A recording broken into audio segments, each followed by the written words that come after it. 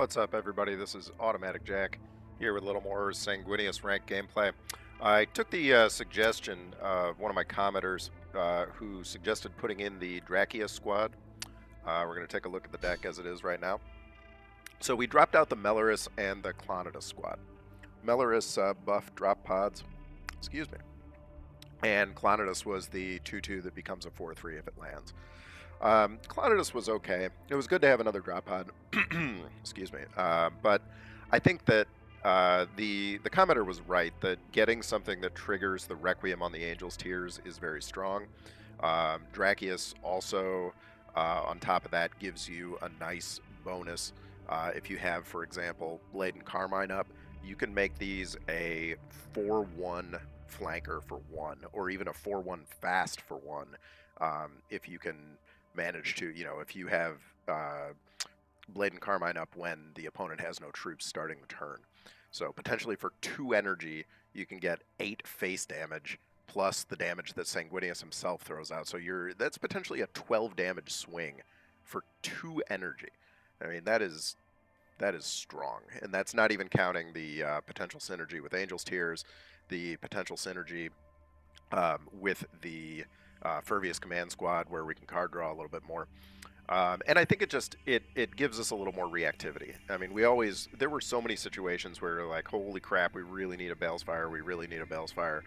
And Drachia Squad is a budget Balefire. It doesn't have the cleave, but that one cleave really doesn't do much for us other than in games against the Defenders of Caliban, who are going to put out a bunch of little 1/1s. So I think this has been a good change. I've played 6 practice games with it and won 5. So we'll see if we can translate that into a little success on the ladder.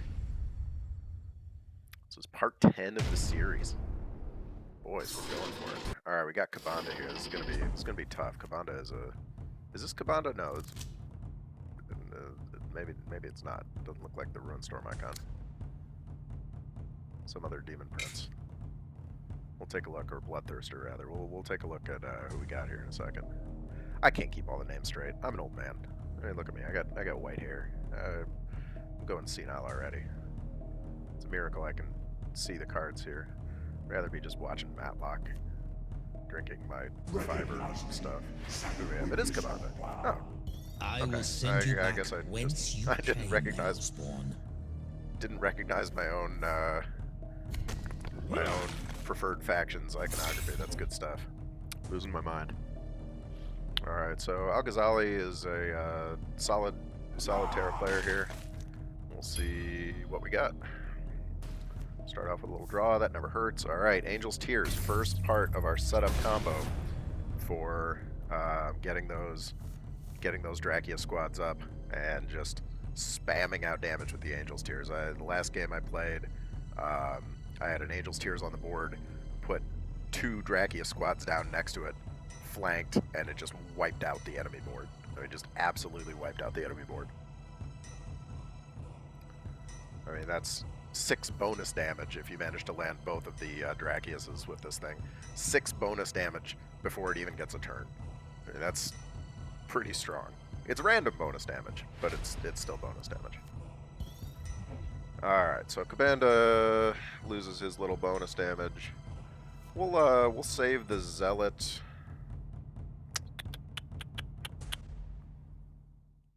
Will we? Will we save the Zealot? Yeah, I think potentially the Amica squad's a little scarier. We'll save the Zealot just for potential Reckoning. Or Requiem, rather, triggering. We'll see. I mean, worst comes to worst, we can toss it out next turn. Nothing really changes that much. But this gives him something to think about. Okay, so he's got to part the veil there. And against warlords like this, I mean, this is one of the reasons that I dropped the Melorus squad, because there's a moderate number of these warlords that have 3 attack, or have access to buffing their attack, or can do, like Santar can do 3 damage. So, like, your Melorus squad, what is it really doing for you? It's not doing all that much for you. Alright, so we think here probably the Zealot with the idea that next turn, if either of them survives, we'll be able to play an Angel's Tears down next to it and do a little extra damage with that. May not get the Drachia squads off. If we do get a Drachia squad next turn, awesome. We might end up saving the Angel's Tears, depending. But we'll see. We'll see what's up.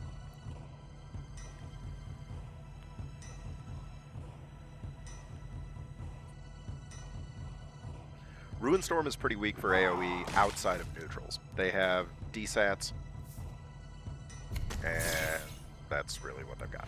I mean, they basically got DSATs. Okay, so here's an excellent opportunity. Well, okay. We do have a good opportunity to play the Angel's Tears and potentially take this off. However, if we miss, it's a 50-50. I kind of like Prophecy Revealed here, just to be able to clear that Demonettes before we take the extra phase damage. Yeah, I think clearing, you know, when you have a chance to break stealth on someone, they're really counting on that stealth. I know how obnoxious that is as a frequent Ruinstorm player. Demonettes is such a good empty board troop, and if you get it removed, you're just like, that hurts the team. That does not feel good. Okay, so he gets a very big boy up there that we would need a spear to really effectively deal with, and we do not get a spear. That's unfortunate. We can trigger its survivor by taking 4 to the face.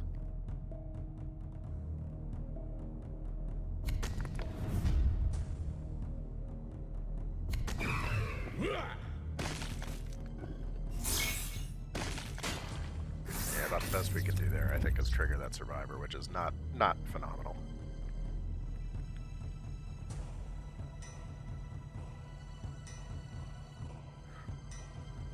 But it does force him to think about whether he wants to use both of his actions here to just eliminate a 3-cost card, you know, trade a troop and use his Warlord action to eliminate a 3-cost card. Demon Brutes are a very good troop. If you are not familiar with Ruinstorm, I mean, go take a look. I'm not just saying this selfishly, I'm partially just selfishly, but go take a look at some of the videos that I've posted from Korvax Utterblade. Ruinstorm lives and dies by its awesome troops. They're kind of random. I mean, you have it, which befits a demon faction. You get a lot of. Sorry, I'm having a mattress delivered, but okay, it's not the time right now. It does depend quite a bit on what mutations you get, but you have a lot of good ones to choose from. I actually wrote up a Steam guide about. Oh, that's fine with us. Okay, that's perfect. That's perfect. I wrote up a Steam guide about using the Ruinstorm Warlords because I think they're a great new player faction. If you guys tune into Warp Shatter, if you didn't see the video that I posted a little bit ago in the description, I mentioned I'm going to be doing the Warp Shatter podcast with Scuff D. One of the points that I really want to bring up, if we do end up talking about bringing new players into the game, Ruinstorm is, in my opinion, the best new player faction. It has a limited card pool, which sounds like a disadvantage, but for new players, it's kind of a nice thing. You don't have to worry about collecting Mechanicum and Imperial Army and Chaos and your faction in order to get the full amount of choice that you have. Ruinstorm only has Chaos and Ruinstorm. So collect a bunch of Chaos out of your challenge crates, buy a lot of Ruinstorm crates, and you will collect up a pretty decent Ruinstorm collection quick. They have some very solid warlords. Kabanda is an excellent warlord. Samus is not great, but I've seen people be effective with Kyrus before. I've seen, Korvax. I think Korvax is a phenomenal warlord. Ooh, hits me for... Ouch. Ouch. That really hurts the team. We need a Host of Angels pretty badly right now. Yeah, we really could really use that Host of Angels, but we do not get it. Alright, so we'll go with the Angel's Tears Bale's Fire combo. Even though we cannot flank with the Bale's Fire right off the bat, it puts a lot of threat out. I mean, it makes it so he can't just smash off the Bale's Fire without any consideration here, because he takes a bonus 3 to the face if he does. He'd be taking 5 damage out of his 10 health pool just to hit this with his face. And like I said, they don't have much AoE. He has DSATs. I'm not really aware of much. Okay, so he's gonna go straight for the Angel's Tears. Okay, that's okay.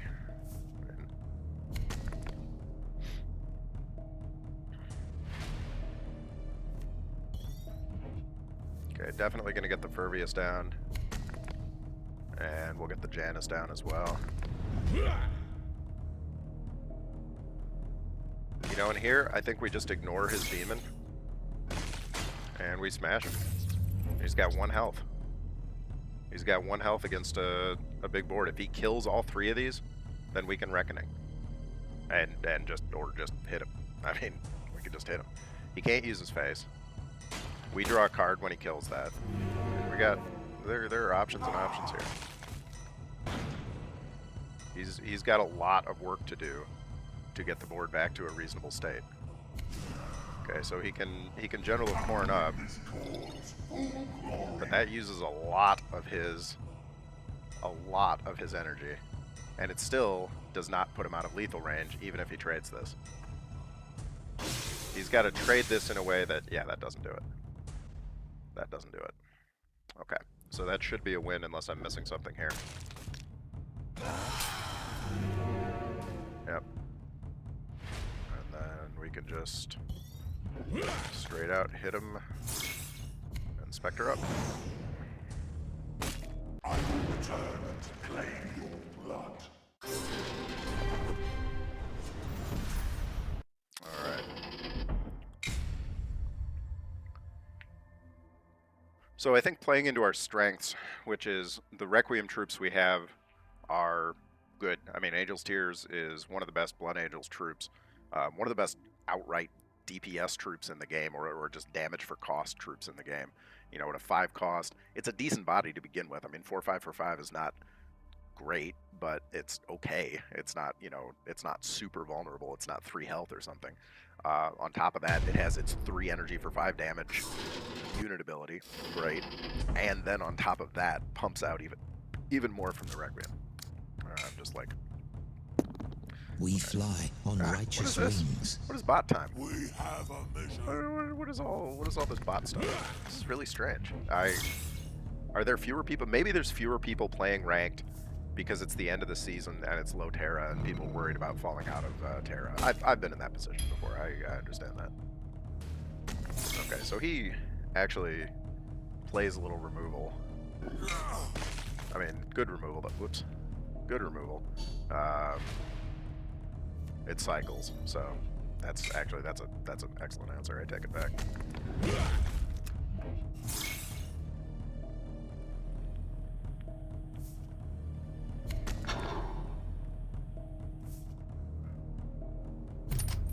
Got our blade.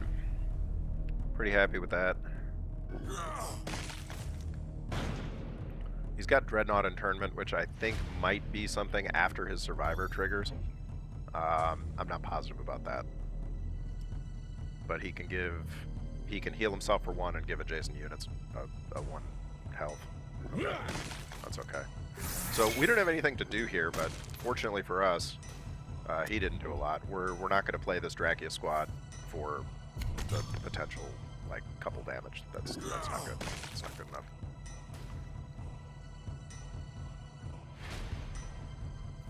This is going to be a difficult guy to deal with. I don't really know offhand what the answer is there. That is going to be difficult to deal with.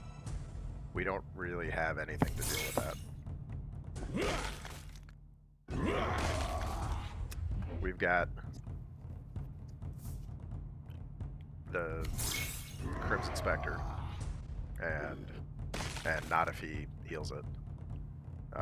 We've got Crimson Spectre, and we've got what? Nothing else. The spears. We've got spears, I guess. Not great options. We could theoretically... No, we actually can't. We can't flank this guy in to get the Furvius command bonus.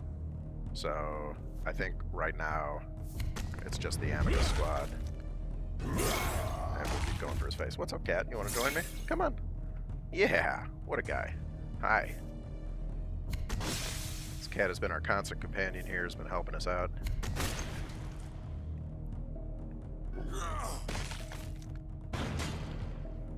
I can't imagine that he's going to trade off his 3-2. No, he's going to use his counterattack. That's a pretty good counterattack, actually. He is going to just trade his Precog troop into our face. Okay. Fair enough. Fair enough. Now, flanking the Drachia squad with the Furvius command is starting to look pretty okay. Because we could flank that in for 4 up here. And actually kill that and wipe his board. So let's do that.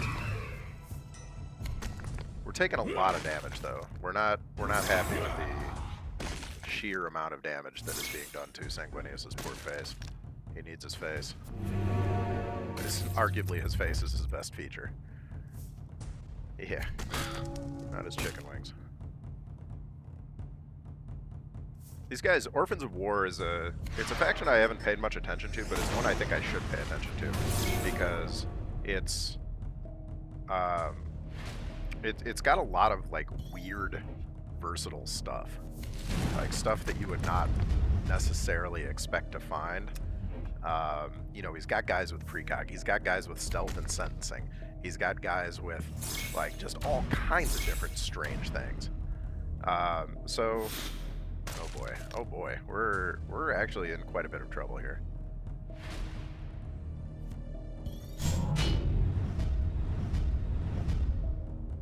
Do we have enough? 2 makes it 17, makes it 7, makes it 3. Might actually. Oh, we can hit him twice. I mean, I think we spear here. But 2 hits would bring us down into very dangerous territory. Maybe we just smash him and we preserve some life. Because 2 hits would bring us down to 7 HP. And yeah, he'd be able to kill us.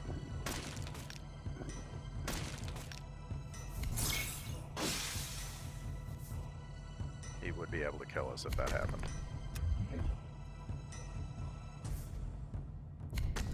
I don't know if they buffed the bots or they nerfed Automatic Jack, because one of the two has occurred. Automatic Jack is bad now. He's losing to bots. It's pretty gross to watch. Okay, well that doesn't do any harm. The question is, can we kill him here? Can we outright kill him? And yes, we can. Yes, we actually can. Okay, because we can 2, 4. Crack a survivor. Alright, well they haven't nerfed Jack all the way into the ground. I'm still able to do a little bit of work here.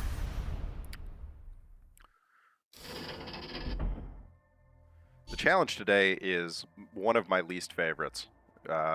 Next to play troops with a base cost 9 or more, that is my absolute least favorite challenge. This one honestly is working hard to be my least favorite because the sheer amount of games you have to play. I mean, that was my 8th game, I think, on this challenge.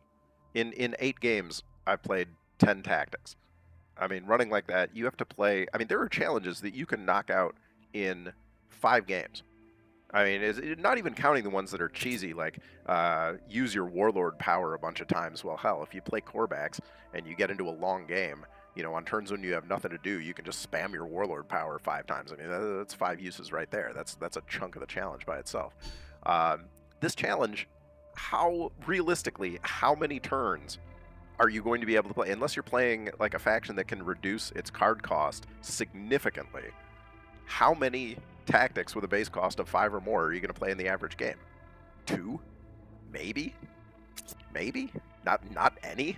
I mean, I have plenty of games. The games that we win, games that we lose, where we don't play any tactics with a base cost of 5 or more. So we do actually get to go second this time. We get our We counterattack, fly on righteous wings. which we'll save for right now. I am The arrived. counterattack is mostly useful to play right away against warlords like Sevatar, who get buffs if you don't have troops on the ground, like, or warlords that you want to distract. But the counterattack in this case, Blood Angels have kind of an interesting counterattack. They are a faction with, I feel like, I don't know, sort of a non-intuitive counterattack. To be able to use it well is tricky. I mean, ideally, you know, if you can use it on a board that has Requiem, something like that, that's good.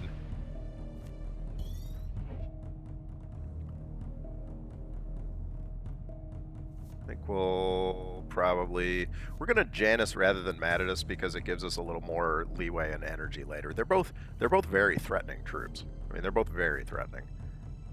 So I think using up all our energy now to play the Janus is the correct answer.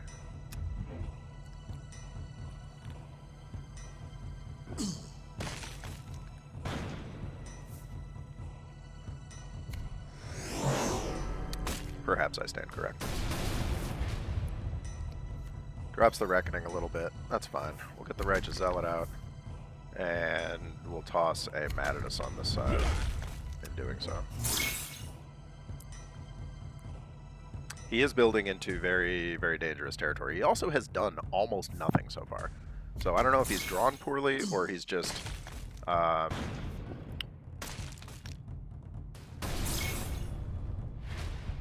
Oh, well, that works out okay for us, doesn't it? It's actually unfortunate that we can't just knock this down by one and get our prophecy revealed out of it. We don't really have troops to play, unfortunately.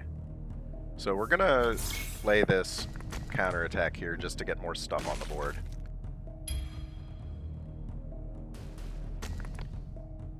And we will... I don't think we'll Foresight, because I don't think it's worth it. It really kind of sucks to have a dead turn like that. I mean, that puts us fairly behind. But the cards is what they is. So he draws on Battle Honor, which is pretty good. Pretty good. We are going to be able to drop our Reckoning, though, into pretty reasonable territory quickly. So that's at least something.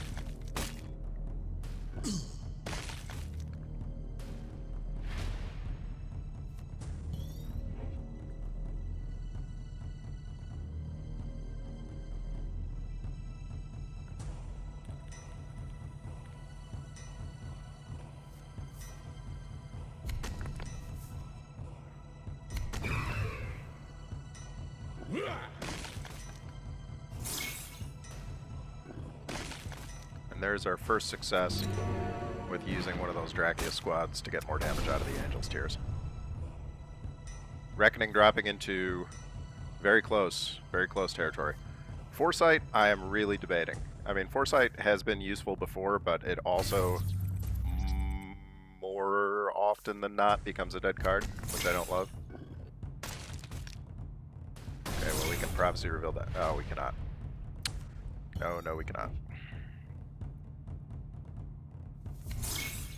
Hernia for the card draw.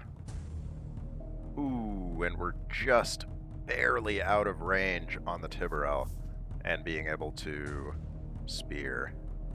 So I guess 6 to the face it is. Don't love that. Okay, well, we get a at least we get a 3-drop hot health Tiberel up. We need our 7s. We need our hosts of angels. I mean, that's that ability to get a lot of troops out, because we just got this hand of tactics. And you know, I kept Prophecy revealed. Ooh, one of the things I love about the game, there are never any like guaranteed answers. Well, I mean, okay, I take that back. There are often guaranteed answers, but a lot of the subtleties of good play come in mulliganing correctly, for example. That's a real skill. That is hard. Well, that's obnoxious. 9 cards in hand, 5 energy to play with them. So he, okay, uses his form a network to get the Tiberol like that. That's alright. Definitely Blade and Carmine here. For the 8 damage punch to the face. And I mean, I don't think we Foresight again because it's unlikely he's going to be punching us. Maybe that's wrong. Maybe just getting the Foresight for the Survivor 1. I mean, 3-cost Survivor 1 is bad, but is it better than a dead turn? I don't know.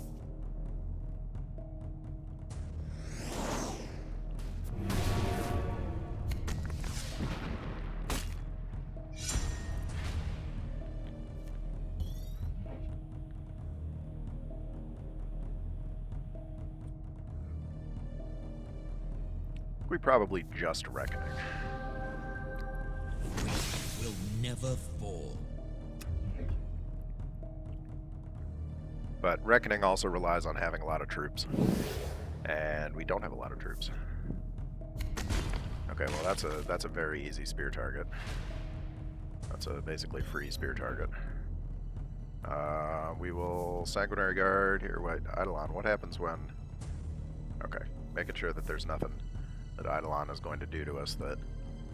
or, you know, alternatively, maybe we Prophecy Revealed first.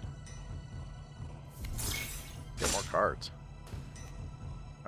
See, if we had gotten a Host of Angels there, this would have been a very strong turn. So I think we'll go with the Pervious. And we will actually Foresight. Or, yeah, Foresight up. I want to get the Survivor. I mean, it's not ideal. At least we have answers now where we can... Man, it's a Reckoning, or Whispers of Chaos versus Reckoning. I love it. Look at this. This is pretty rare. You don't actually see that all that often.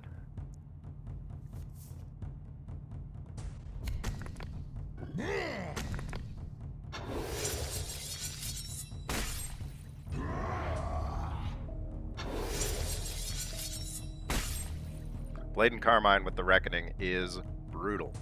It's brutal. Not only if something dies on my turn, I get permanent, I get for the turn plus 2 damage, and just for then plus 1 damage. That's pretty gross. Alright, so this will pop me up.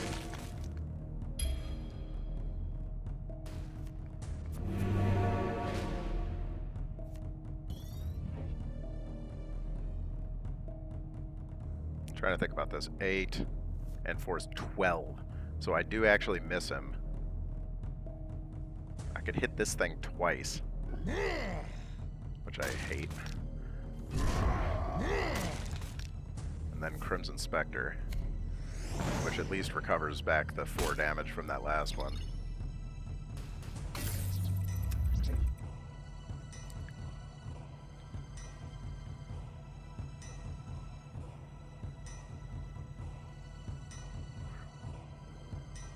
"13 Survivor 1 against 9. Okay. Whoa! Wait, what is all that? Oh, crazy! I don't think I've ever seen Fulgrim in Demon Prince form. That's a new and frightening thing.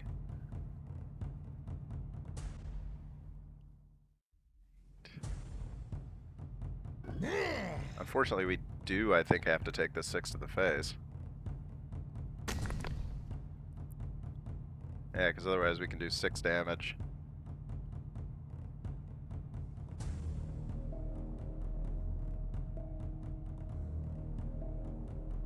For 4, 3, 3.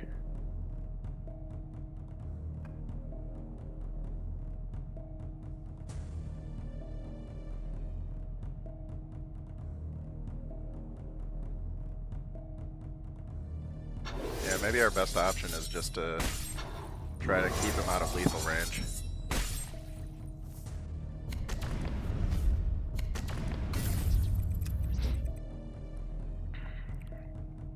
Fascinating game, one way or the other. I've played Han Solo before. Fascinating. Fascinating game.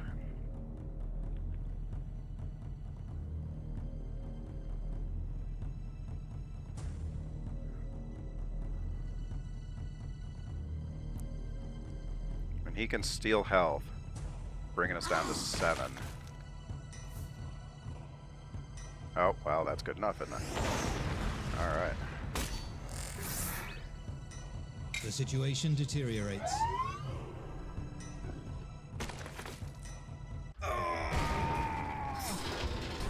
Alright, well, a close one. A close one.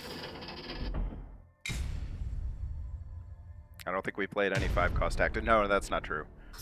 We played a Crimson Spectre that game, so there's that. Could not get the, I think what we really needed there was the Host of Angels. We really needed the Host of Angels badly. We fly on righteous wings. I am the end of days. Agricol Gorborn. And unfortunately that means he can...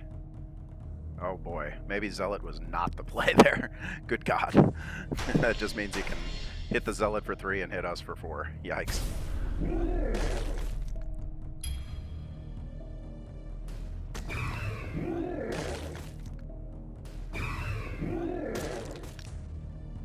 I mean, that doesn't help him that much.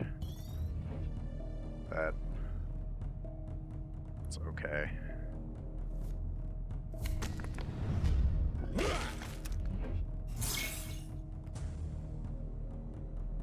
It does make some of our troops, like Visadian infantry, almost work against us, though. That's pretty bad.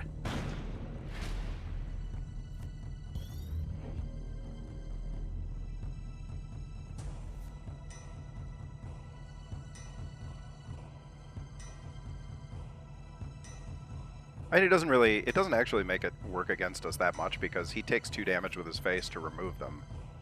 And then he does 2 more additional damage to our phase. So it's kind of a tie, and we theoretically draw cards.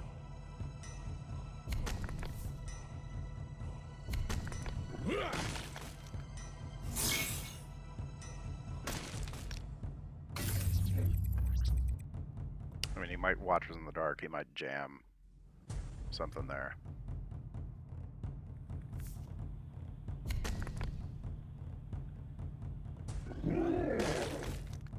Kazdrak is a big threat. That's a big old threat. Yikes. Don't love that. God. Oof. Oof. Yeah, we're gonna take a big old smash in the face here. A big old smash in the face. Now he's deciding whether to drop in that 5, which he absolutely should. He absolutely should hit me here, I think. Because that makes his Kazdrak an 8-5. Ooh, I'm surprised. I mean, he doesn't know that we can Bale's Fire this. We are going to have to because we don't have any choice. I mean, we have to get this Kazdrak off the board or the game is already over. But the game is looking really bad to begin with, so...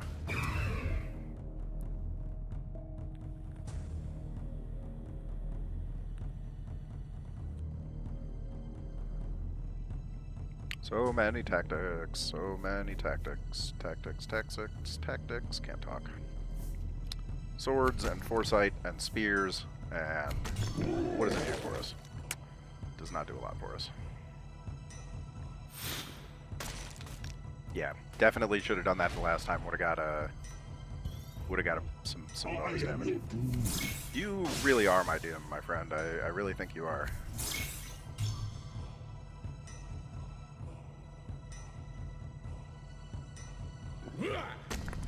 I can't even realistically hit that. Yikes.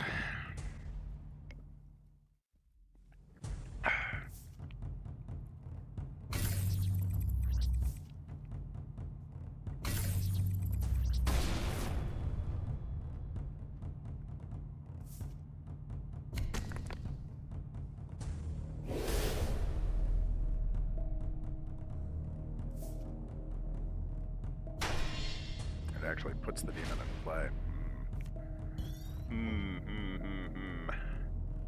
Okay, well, I I mean, Host of Angels here is probably it. The Sanguinary Guard would be okay, but it would just end up with...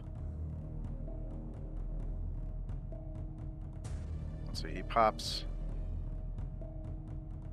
the drop pods with his 2 troops, then he kills those things, then he pops the other drop pod.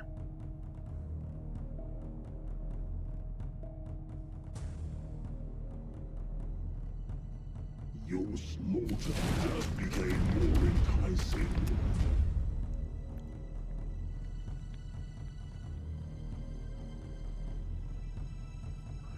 I don't know. It's tough.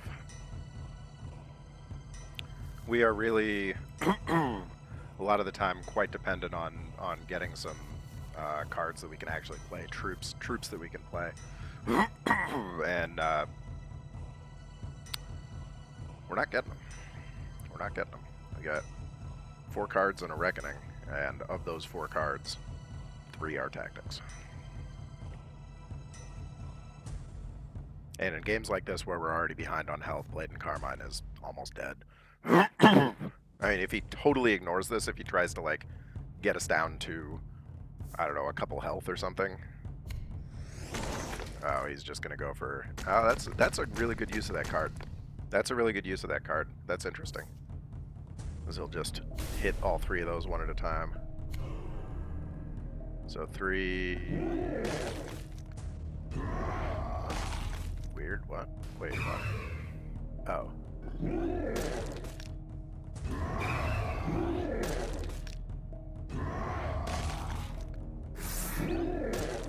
Yeah, that's good enough. I thought it was when he attacked and killed a troop that he gets, but it's actually when Hearthstone in space, awesome. It's actually when I guess any enemy troop dies. All right, so let's try one last one and see how we do here. Will it be a victory on the day? We hope. What do you guys think of the shorter form video from last time? Was it worth it? Should I be sticking with those short forms or going for long form? I'll put up a couple more so people can make up their own minds.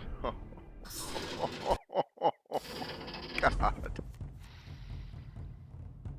All right, we'll play against Luther. That's great. We fly on righteous wings. We are the sons of Caliban. It is just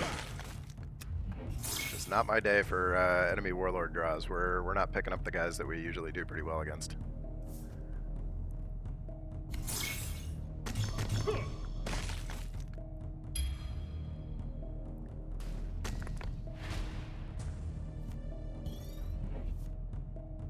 I think we take the hernia here. We do get our prophecy, so that's something. We like that. We like that quite a bit. Gotta keep burning Luther down no matter what, because it doesn't matter, you know, if he gets into Arch Betrayer mode, the game's already over. We will get the Amicus squad up. We got our prophecy, so if he plays his, as I think Ian noted in the comments, if he plays his 5 Caliban Jaeger card, then we just immediately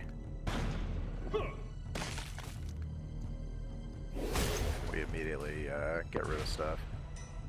It's very tempting to play it here, to be honest with you. It's very, very, very tempting because we could clear his board, but it also wouldn't do anything for us. So I'm going to resist temptation.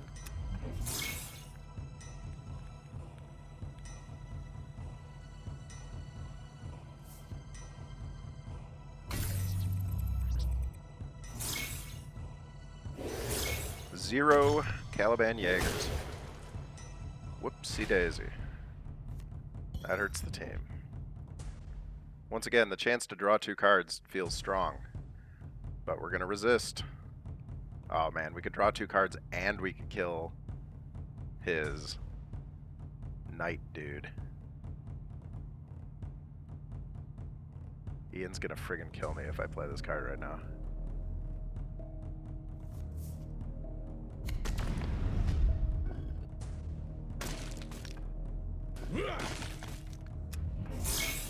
gonna save the prophecy revealed for his big board full of Jaegers.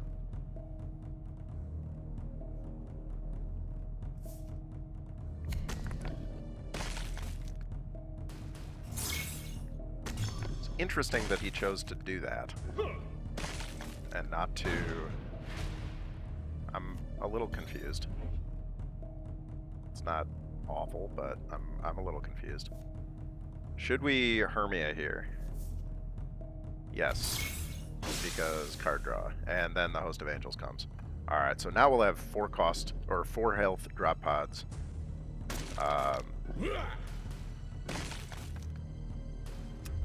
4 health drop pods will be good. Our only chance against the Arch Betrayer is to have Reckoning ready, and that relies on the Host of Angels dying.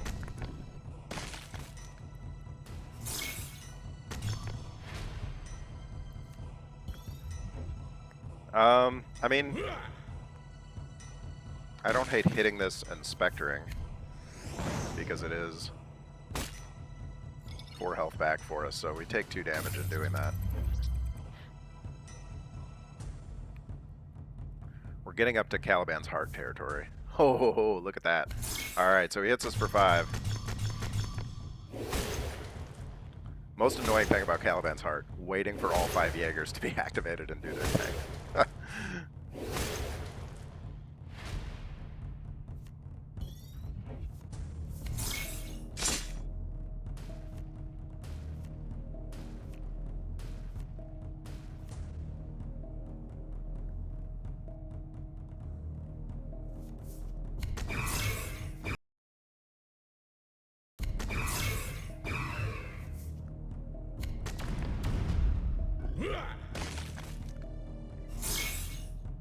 Wish we could have had Blade and Carmine up by this point. But you can't always get what you want. Okay, that was an effective turn. Ian, I listened, man. I listened. This is annoying. He does get his Arch Betrayer-ing. From now on, Caliban is a free word once more. No, no, no. I do not want call froms. Thank you. Go away. Oh boy. Oh boy. Trouble. Big, big, big trouble. Big, big, big, big, big trouble. We can Host of Angels into Bale's Fire, hit him, clear these.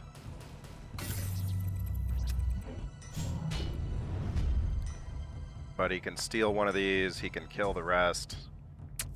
It's just not good.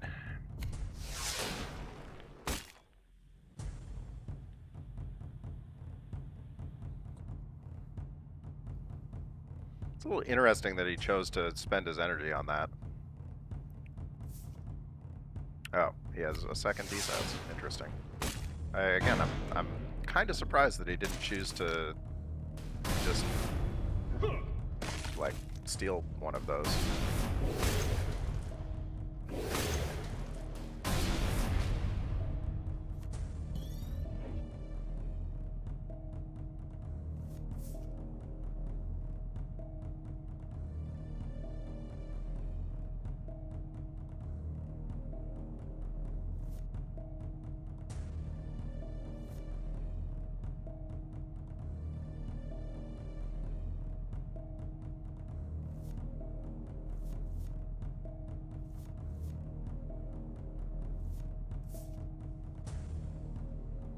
I mean, he can steal anything, I think, that is... Yeah, with 5 or less health, so all he has to do is ping this once, and then he can steal it.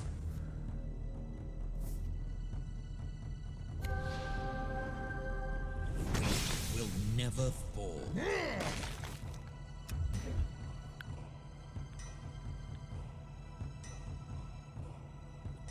But it's over.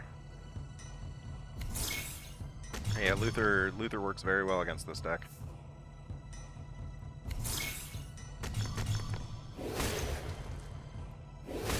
Perhaps should have saved the Spectre.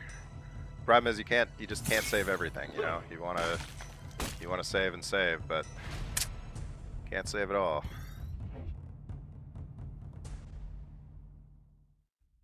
And there is not a thing that we can do about this.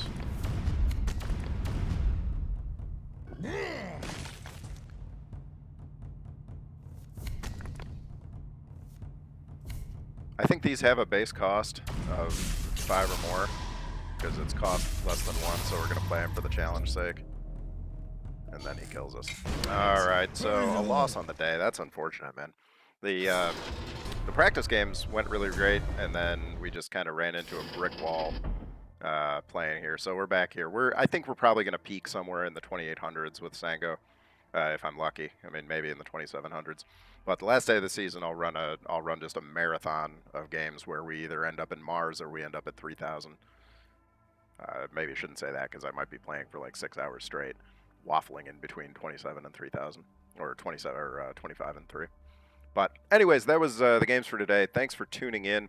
If you like the changes to the deck, let me know. Again, we just got those Drachia squads in there. I think they'll do a lot for us. So this is Automatic Jack signing off.